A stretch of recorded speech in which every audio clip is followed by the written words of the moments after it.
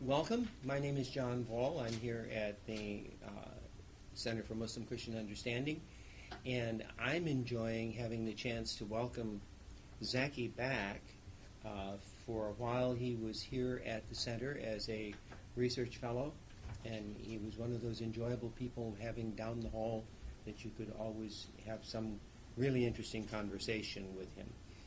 He is currently professor and the Bedi Zaman Nursi Chair in Islamic Studies at John Carroll University up in Ohio.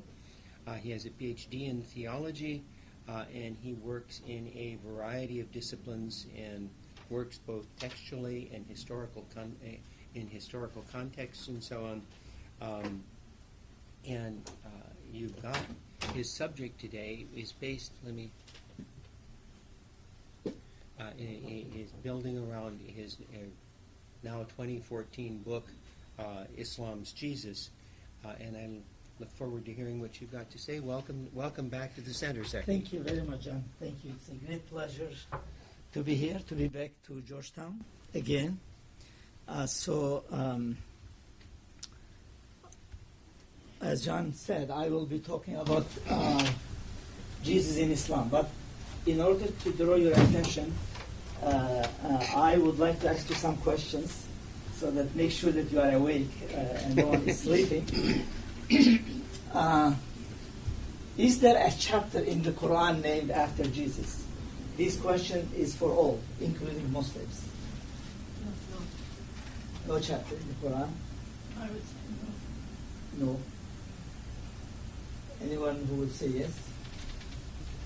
Well, if you say yes, I'm going to which chapter then, perhaps?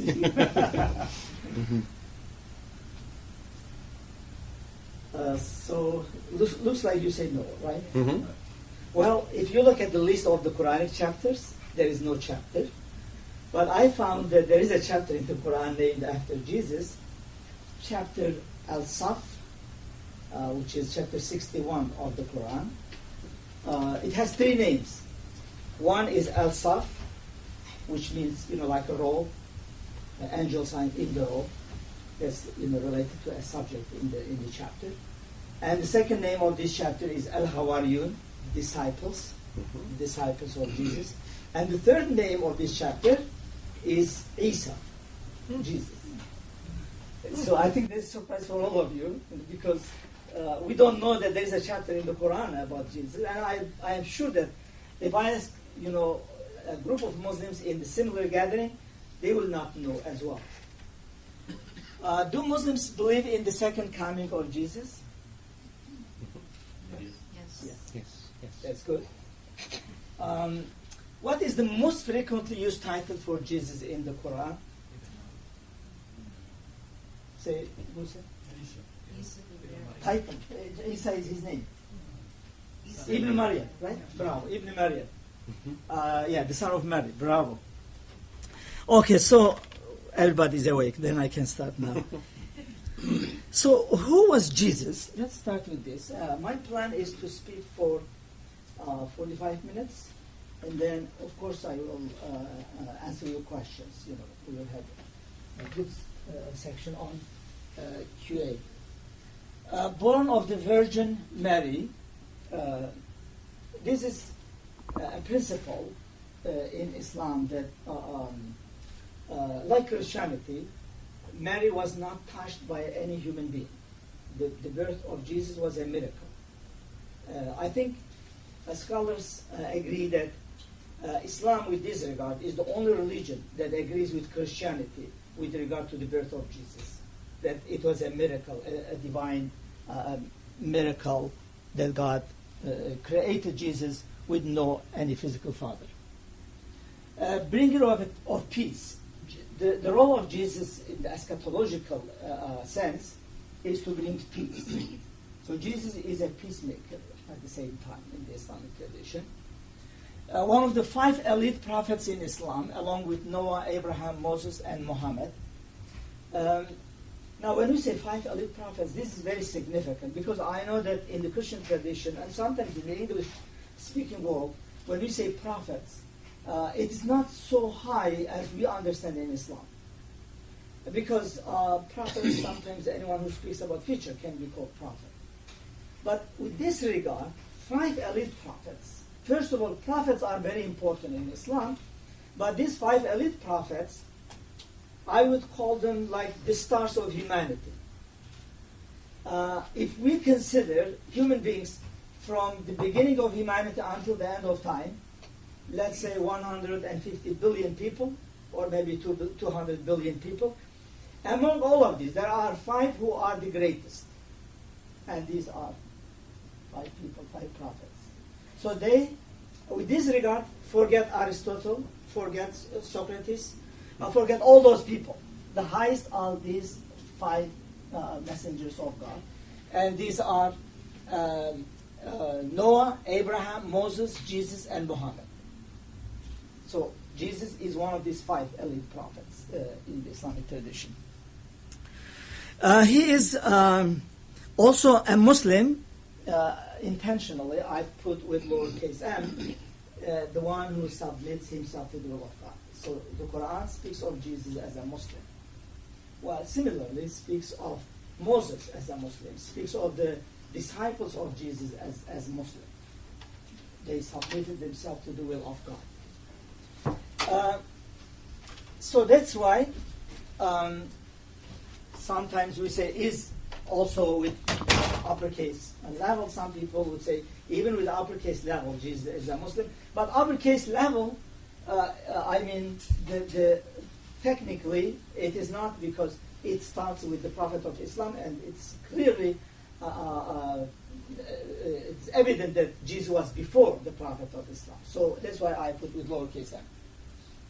He's a miracle worker. Jesus makes miracles. So Jesus is in the Quran.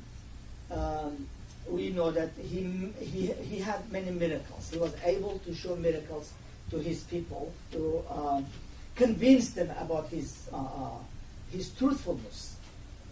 In Islamic tradition, miracles are given to the prophets to show that they are truly speaking on behalf of God. They are not speaking in vain. They are not speaking on behalf of themselves. They are representing God. And that's why sometimes God changes his natural laws for their sake. And Jesus was one of them. He would be able to make miracles that were unusual and sometimes unnatural. He is also an intercessor. In the Islamic tradition, Jesus has the power of intercession. In the afterlife, the concept of intercession is an important theme in the Islamic theology. In the afterlife, prophets of God are able to intercede, especially high prophets like Jesus, Moses, the Prophet of Islam, Abraham. God allows them to intercede in the afterlife. So let's say a sinful person, Jesus may ask God to forgive this person. Sometimes in modern terms, I use the term recommendation letter. You know, like recommendation letter. You write a recommendation letter. That person may not be hired, but you recommend that it will be hired. So in the same way, these prophets may ask God to forgive them, but it's up to God. It's God who makes the decision whether these people will be forgiven or not.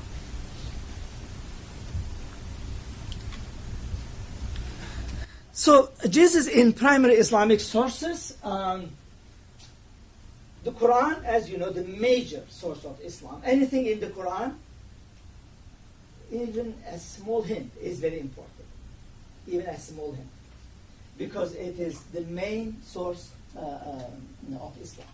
The second important source is Hadith. I will elaborate on these sources with regard to Jesus. Hadith is known as the sayings of the Prophet. It's a term used for the sayings of the Prophet. We have a very extensive scholarship on the Hadith, even in our time. And it is a field of variety of disciplines in the Islamic tradition. So I have no time to elaborate on all aspects of hadith. But hadith also is very important because it is related to the Prophet. So the Prophet is the one who said it. If he has said it, it's very important. That's why it is the second important source in Islam. Now, with regard to the Quran, Jesus mentioned in more than 90 verses of the Quran, more than 90 verses of the Quran, characterized by his message. Jesus' personality is important, but more important than that is his message, the message of Jesus. Because that is the reason for God sending Jesus to humanity, to declare the message of God to human beings. And this message is Injil, the gospel. Now, as we will a little bit elaborate on this concept, the Quran uses singular term for Injil. It is one gospel. The Quran speaks of one gospel, like the Quran. In fact, when Muslims teach their children, they say we believe in 4 great books of God. Torah, revealed to David. Psalms, Torah revealed to Moses. Psalms revealed to David. Gospel, Injil revealed to Jesus, and Quran revealed to Prophet Muhammad. So these are in the same category: the Quran, the Gospel, the Psalms, and the Torah. And that's why when Muslims think of these books, they have the same concept in their mind. It was a book revealed to Jesus. The Gospel was a book revealed to Jesus. That's Muslims' understanding of the Gospel. Some of the verses that speak of Jesus, chapter 3, verse 49, 53. Surely I came to you with a sign from your Lord. I create from clay the likeness of a bird. Then I breathe into it, and it becomes a bird by God's permission. Now, by God's permission, that is, I think, the significant part in the Islamic tradition, because Jesus was able to make miracles not because of his own power, but it was because the power that God gave him. So that's why it is by God's permission. It's by God's power. And it continues, the verse continues, I heal those born blind and the leper, and I resurrect the dead by God's permission again.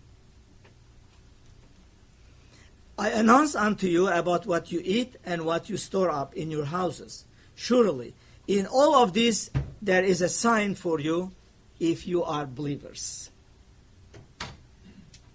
So all of these miracles that Jesus shows are signs for human beings. That's why he says, if you are believers. If you believe, these are signs. Another, again in the same chapter, another verse. I have come confirming that which was before me of the Torah, and to make lawful to you part of what was forbidden to you. And I have come to you with a proof from your Lord. So fear God and obey me. And the verse continues again. Truly God is my Lord and your Lord. So worship only him. Worship only God. And this is a very significant principle in Islam, that no one can be worshipped except God. So, for example, Prophet Muhammad cannot be worshipped. Jesus cannot be worshipped. Moses cannot be worshipped. Mary cannot be worshipped. Only God to be worshipped. Yes, there are great worshippers of God, but they're not to be worshipped in Islam. And that's why in this Quranic language, Jesus says, worship your Lord, worship God. So no worship for any other human beings.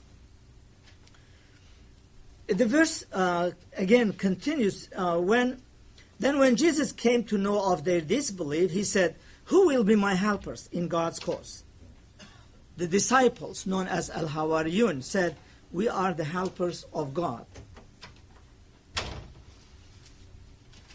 We believe in God and bear witness that we are Muslims, again with lowercase m. We are Muslims, submitting ourselves to the will of God.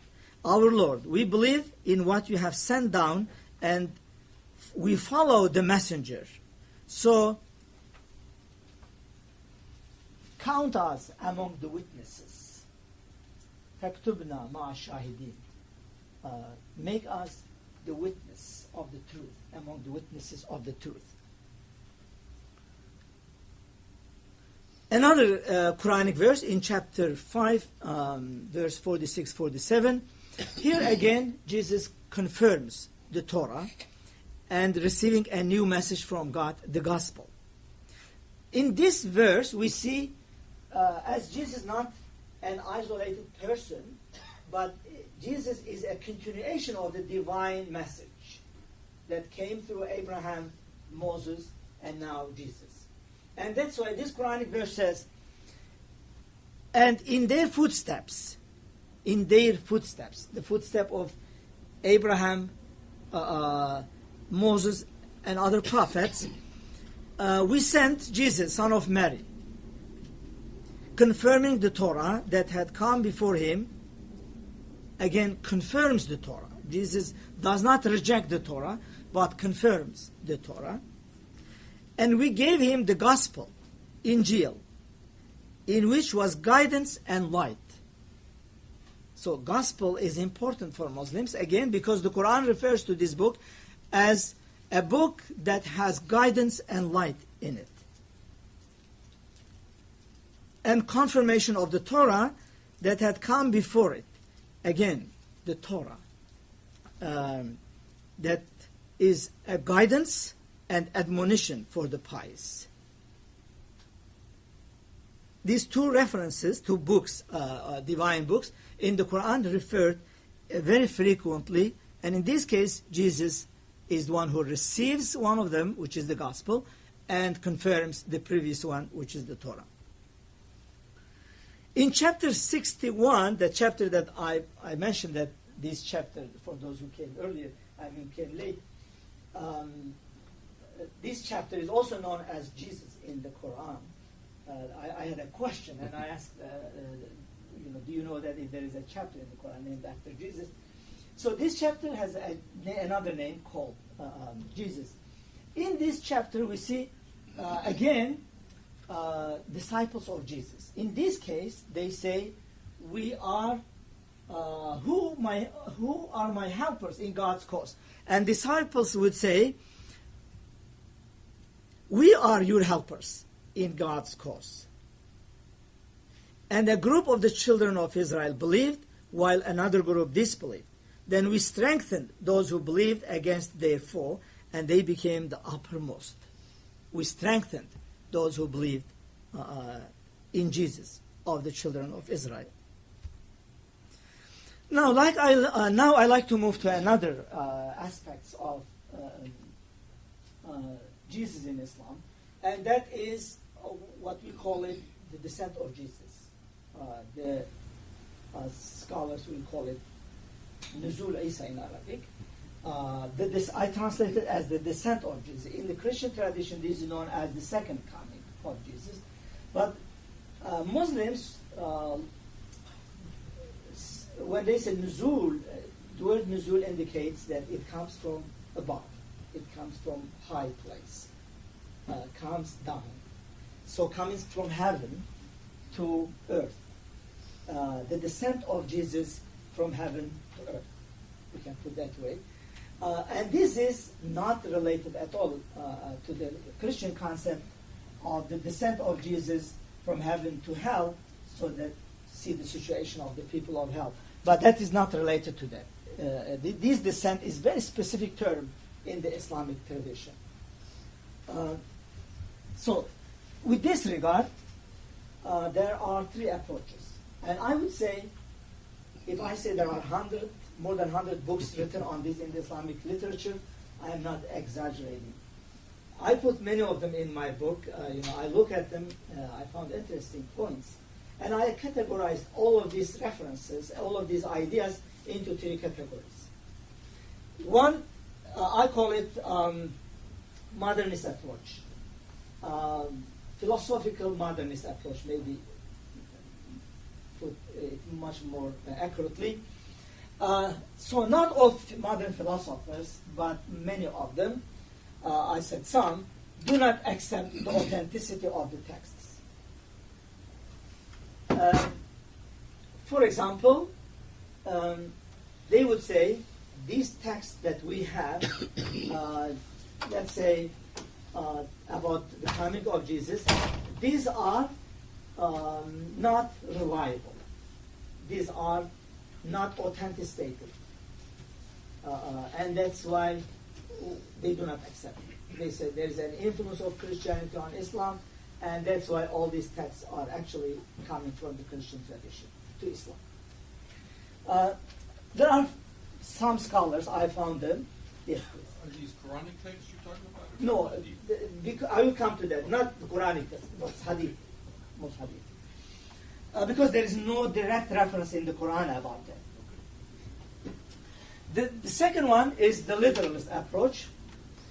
The literalist approach is accepting Jesus as Jesus coming or Jesus descent as a real factual thing. They say definitely the person of Jesus will come from sky. Everybody will see him. Even if you like, you can take his picture. He will come down and people will see him. And when you say how this can happen, they say God is the most powerful. Yeah, there is a verse in the Quran which says, Inna Allah ala kulli shayin qadir. God is all powerful over everything. So through the power of God, that person can come from sky, to earth. It's very literal. The interpretive approach, which I favors actually, accepts the descent of Jesus, but in a different way. They say, yes, there are many references about the descent of Jesus. It's not like one hadith, two hadiths. Many. Al-Kashmiri, prominent Indian scholar, put together 100 sayings of the Prophet. And in fact, he dedicated a book only compiling the sayings of the Prophet on this. So yes, there are some fabricated hadith, but there are many reliable hadith according to the hadith methodology. And that's why it's not easy to say, well, all of these are fabricated, they are under the influence of Christianity. It's not easy to say that. So this interpretive approach says that there is the coming of Jesus, there is the descent of Jesus, but not in a literal way. The prophet spoke in a symbolic language, and that's why there is a symbolism in this tradition, in this sayings of the prophet. I found interesting approaches, and I will share with you some of them. Well, the prophet spoke in an allegorical language. One example that I found, which is also mentioned in Al-Bukhari, Aisha, the wife of the Prophet, narrates. She says, we asked the Prophet, who would be the first meeting with you in the afterlife? That is to say, which of us will die first to meet you in the afterlife? And the Prophet said, the one whose hands are the longest. Aisha says, we started to measure our hands. Whose hands is the longest? But after the death of the Prophet, Zainab passed away, whose hands was the shortest. She was the smallest among us. We understood that the Prophet meant the one who gives charity the most. So in the Arabic language, there are some symbolic terms. There are some allegorical terms. Well, the longness of hands means the one who gives charity more. And that's why the prophet meant actually the one who gives charity the most. So we understood after that. Similarly, scholars would say the prophet used allegorical language about the descent of Jesus as well. And with this, I will explain some of these meanings of these sayings of the prophet. Now, before going to the interpretive approach, I'd like to say a few words about how this is mentioned in the Quran and in the Hadith. Now, in the Quran, there are hints. I found 4 Quranic verses that scholars believe that there are some hints in this. One of these is Jesus will speak to humanity from his cradle and in manhood, and is of the righteous. Those who are considering this verse as a reference to the descent of Jesus, they say, when Jesus speaks in manhood, that means when he descends from heaven, then he will speak. Well, Jesus spoke from his cradle. This is a tradition. This is in the Quran, actually. You might know this story, which is in the Quran. Because it's in the Quran, it is important.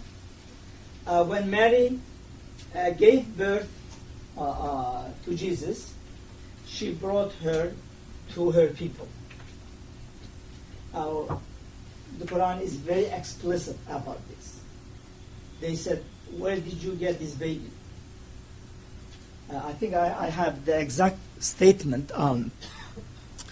Mary, you have surely committed a terrible thing.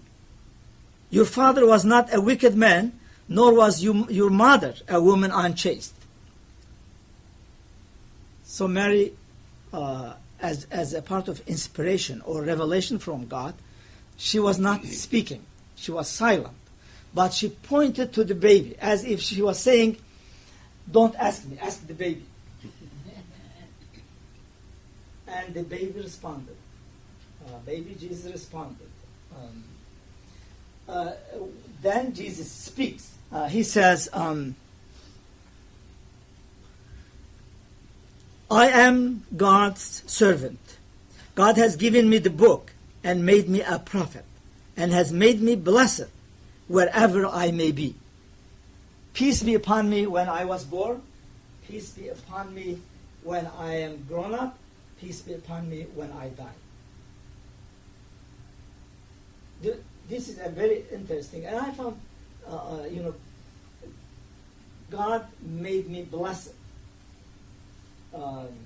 So Jesus, with this statement from his cradle, and scholars who comment on this verse, they say Jesus never spoke after that until the age of speaking. It was a miracle, and he indicated the innocence of his mother with this talk, and that's why Mary was pointing to Jesus. So this is one of the verses.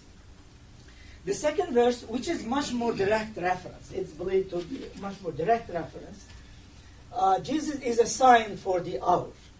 Now, the hour is the end of time, the final hour of human history, and Jesus is known in the as this Quranic verse refers, is a reference to that, is a sign to the hour, to the final moment of human history. I found that scholars are divided into 2 groups with regard to this verse. One group of scholars would say Jesus is a sign because he was created with no father, as a divine miracle, so that the one who created Jesus this way is powerful to bring afterlife as well. Another group of scholars would say Jesus himself is a sign. When Jesus comes, when Jesus descends, that means it is near of the end of the world, when Jesus descends. So they consider this as a reference to the descent of Jesus. So with that regard, it's not direct, it's not very literal reference, but they are considered as hints at the descent of Jesus. And there are several other verses.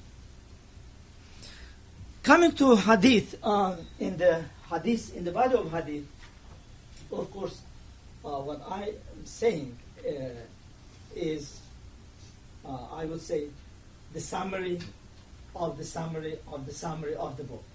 So the book has a larger on this subject. I think a long chapter I dedicated to the hadith literature on Jesus. So I am mentioning only two hadith, I think, two, three hadith.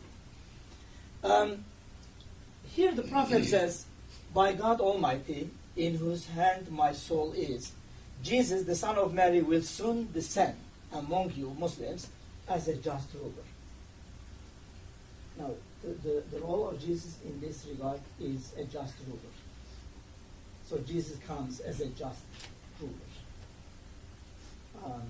So bringing of justice is actually the major role that is related to Jesus in the hadith.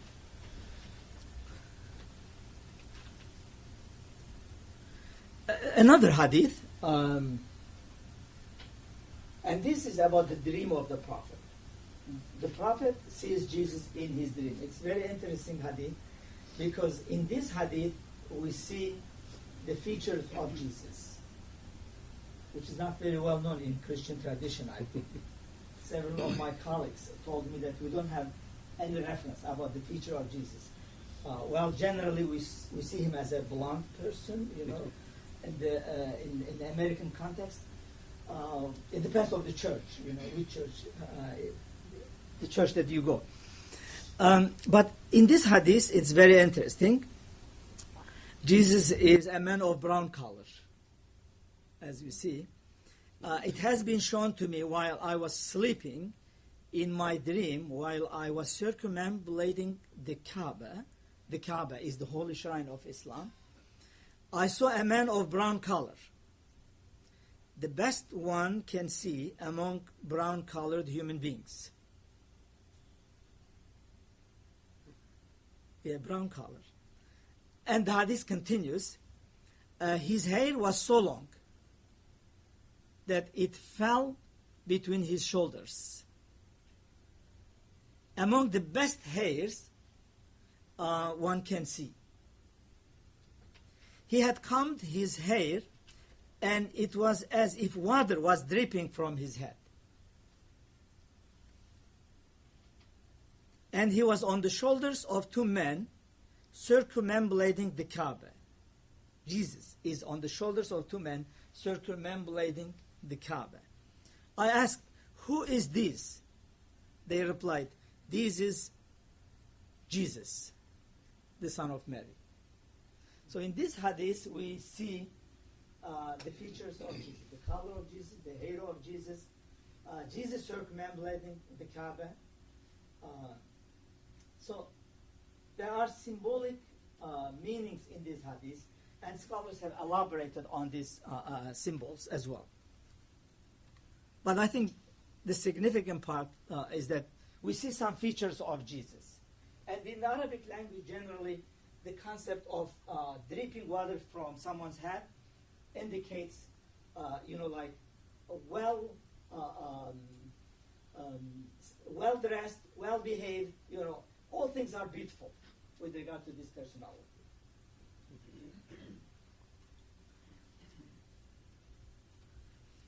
Another hadith says, the Prophet again speaks of the Islamic community. Surely Jesus, the Messiah. Now here, Jesus is the Messiah. The title given to Jesus is Al-Masih, the Messiah.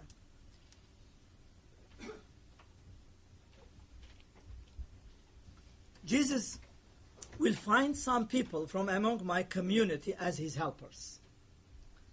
And we see among the messengers of God in this hadith, it also gives us this idea that there is no jealousy.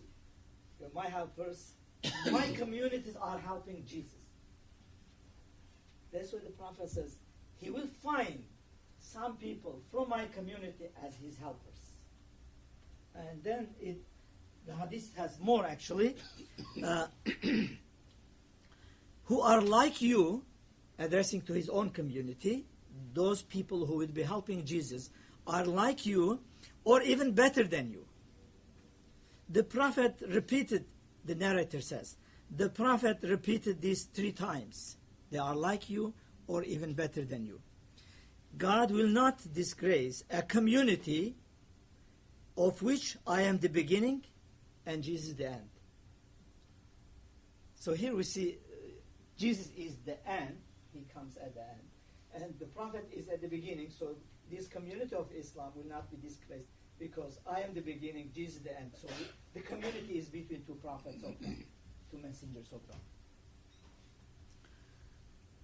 God. Some Sufi literature on this, I found, and I mentioned, I think, many other Sufis, but here I like to also only focus on Rumi. Rumi spoke about the power of the breath of Jesus. Not the physicality of that breath, but the power hidden in that breath. Rumi likens a human being to the breath of Jesus. The physical aspect of the breath, Rumi says, is weak. Well, breath is considerably weak. But how about a breath that resurrects a person to life from death? And that is very strong. So there is a very strong inner aspect of both the breath and human being. So human being physically can be weak. But there is a spirit in human being, according to Rumi, that likes like the inner aspect of the breath of Jesus. And that's why excuse me, human being can be higher than angels and can be lower than beasts because of this dimension, the inner dimension of human being. Jesus is also known as the prophet of love in the Islamic tradition. Scholars have elaborated on this. Rumi has elaborated extensively on this. But I love this statement by Nursi, which is re-emphasized by some Islamic scholars today. To love, love, and to hate, hatred. If you love, love will increase. If you hate, hatred, it will decrease. Scholars, especially Nursi, mentioned this in much earlier time. Fethullah Gülen is repeatedly now saying this statement. And it is because Jesus is known as the prophet of love, it is coming from that dimension of the teaching of Jesus. Now, coming to the interpretive approach, which I said I favored, and that's why I'm elaborated on that approach. Muhammad Abdu is very interesting. He is known as a modernist in modern time, but he is different than other modernist philosophers. He speaks of the descent of Jesus. The descent of Jesus and his ruling on earth can be interpreted as the dominance of his spirit and his enigmatic message to people. This is what dominates Jesus as a teachings of commanding mercy, love, and peace. So his understanding of Jesus' descent is the dominance of mercy, love, and peace, which are the essence of the teaching of Jesus. Muhammad Abdu understands that way. And he has more. He says, the time of Jesus' descent is a time when people take the spirit of religion and the spirit of Islamic law to heart, to reform their inner life, without sticking to the forms and appearances. And he finds sticking to the forms and appearances problematic. Because when you look at the legal dimensions only without looking at the spirit of it, well, many times you will become literalist. And actually you will be misled. And unfortunately today we have this problem in the Islamic society and in the Islamic world. People are interpreting one verse literally without knowing the essence of it, or forcing people to pray, like going to pray, forcing. Well, when you pray, even if there is no sincerity in it, that prayer is not accepted. You have to do it from your heart, not appearance. So similar to those type of things, and that could be even sometimes in the form of extremism, sticking to the literal aspects of the text may lead to extremism, and it leads to extremism today, unfortunately. So that's another story. I have no time to get into that story, but the idea is that in the time of Jesus, Abdu says, this people will be concerned about the spirit of religion, the essence of religion, which is much more important than the appearance. Elmalı Muhammed Hamdi Yazır is a prominent Turkish commentator of the Qur'an, a contemporary commentator. He understands, I put in the appendix a section from his commentary, translated, the first time that is translated to English actually. He says the word of Jesus did not have any other meaning than the word of Tawheed.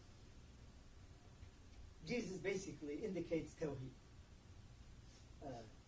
the oneness of God. He understands that, with that regard, Christianity is a monotheistic religion. Judaism is a monotheistic religion. Islam is a monotheistic religion. So Jesus is not more than Tawheed. No any other things than that. The real spirit of the Torah and the Gospel is solely this Tawheed. If you look at the spirit that Jesus presented, which is the Gospel, and of course the Torah, he refers to the Torah as the book revealed to Moses, again, that is Tawheed. The oneness of God. Tawheed means the oneness of God. Another quote from him: Jesus is an unusual, abstract word of God. Well, in the Quran, yes, Jesus referred to as the word of God. That is to say, it is because of his ability to miraculously resurrect the dead. He was able to resurrect the dead. The Quran speaks of this miracle of Jesus. A blessing from God that is mostly denied by people. It was a blessing, a miracle from God, that he was able to resurrect the dead. And that is because he was an unusual, abstract word of God. This is what Muhammad Hamdi Yazır interprets. Now, I like the interpretation of Bediüzzaman, Said Nursi. He is one of the earliest, I would say, scholars, like Abdu, who elaborated on this aspect of Islamic theology, Jesus in the Islamic theology. He suggests that the descent of Jesus has something to do with dialogue between Muslims and Christians to bring justice and peace to our world. Well, he's saying this in 1911. In 1911, 50 years before the Nusra al-Fatih, that Christians and Muslims should come together and work together, suggesting that is significant for the future of humanity. In 1911, it's too early, very much early. And remember, 1911 was almost 2-3 years later, we had a catastrophe, the First World War. And Nursi, in this period of time, was advocating for a cooperation and dialogue. A renewal, he says, the coming of Jesus also means a renewal of Christianity and a return to the original message of Jesus. That is, the meaning of the coming of Jesus. He says that Muslims and Christians who have dedicated themselves to justice and spiritual life will fulfill the meaning of the descent of Jesus. That is, to bring justice and peace to our world. The return to the original message of Jesus will promote cooperation between Muslims and Christians. To return to the original message of Jesus, the result will be cooperation between Christians and Muslims. And I think this is significant because when we say Muslims and Christians, we are talking about a huge number of humanity, a huge population of humanity. If we just consider the family of Abraham, Christians, Muslims, and Jews coming together, they constitute, I think, about 58% of humanity. And that's a huge number. They can make change. They can make a big change in the world. Well, this understanding of Nursi is rooted in the Quran, because he's not speaking, just with no any reference to the Quranic teaching. Here we have a verse in the Quran: "O people of the book, come to a common word between us." People of the book. In the Quranic language, this is a term used for Jews and Christians. While the Quran says, "O people of the book, Christians and Jews, let's come to a common word between us, that all of us worship none but God." And of course, this is the most common theme, the largest common theme that Muslims, Christians, and Jews can come together. But there are many other common themes that they can elaborate on, and they can cooperate on those themes.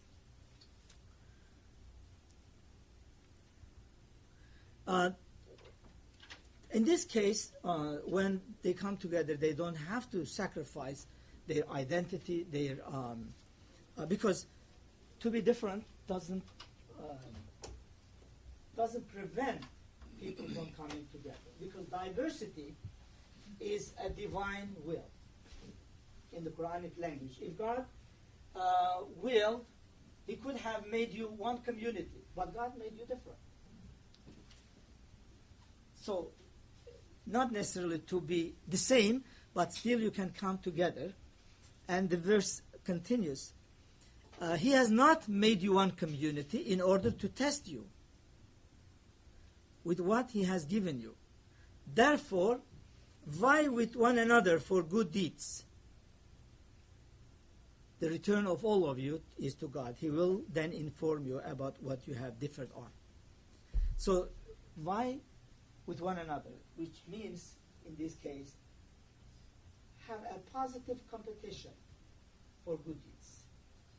Do good things and compete with each other in a positive way. And that is, I think, what Nursi understood, that Christian and Muslims can come together and compete for good things positively. Dialogue in the Quran, again, is very strong. We have some verses that, there are many verses, but just few of them. When you are greeted, respond with an equal, better greeting. Instruct its audience to initiate dialogue with others by showing a way of greeting positively. When you say peace be with you, you start a beautiful statement. That the person who is responding to this, the Quran says, let him say even a better one. Peace and blessings be with you. Like peace and mercy of God be with you. And that's why, in the Islamic tradition where they say, Assalamu alaikum, peace be with you, the person who responds, wa alaikum salam wa rahmatullah. he adds something. And God's peace be with you, and also God's mercy be with you. So greeting in a better way, in higher way. History of Muslim-Christian cooperation. I like to, just give you one example from history, and I think Dr. Wall knows this story better than me. This is in the Islamic tradition. When Islam started in 609, according to my research, some people say 610, but I found it in 609. The first revelation came to the Prophet Muhammad. He declared his message to his people, but he received a hostile reaction from his community. His people were tortured, especially marginals, vulnerables, were tortured by the elite group of Mecca. So the Prophet suggested to his community, to these vulnerable members of his community, to migrate to a different place, to Abyssinia. And the Prophet says, there is a Christian king that no one is wronged in his land. And this Christian king, known in the Islamic tradition as Najashi. We have references that 70 companions of the Prophet, 50 males, 20 females, have migrated to this land, to Abyssinia, modern-day Ethiopia. And the king eventually, it's a long story, but to make it short, the king eventually accepted them and told them that they can stay in Abyssinia as long as they wish. The Prophet loved Najashi. When Najashi passed away, the Prophet was in Medina. The Prophet said, today your brother Najashi passed away. Let's have a funeral prayer for him. The Islamic funeral prayer was performed for Najashi, the Christian king of Ethiopia. And it is believed that Najashi was corresponding with the Prophet, sending messages to the Prophet. And this was a very critical time.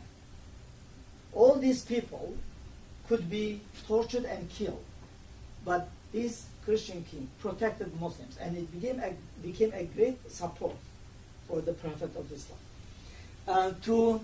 It's very interesting to honor the legacy of Najashi. Today, some Turkish businessmen went to Ethiopia and established some schools there, named as, I think I have the name, the Najashi Ethio-Turkish International Schools. About 8 schools are running under the name of Najashi, honoring the legacy of Najashi that first happened in the Islamic history. So, historically, Muslims have a very good, this historical event suggests that they had very good relationship. And Nursi suggests that this relationship, as a part of his understanding of the descent of Jesus, should be strengthened and actually turned into cooperation and dialogue.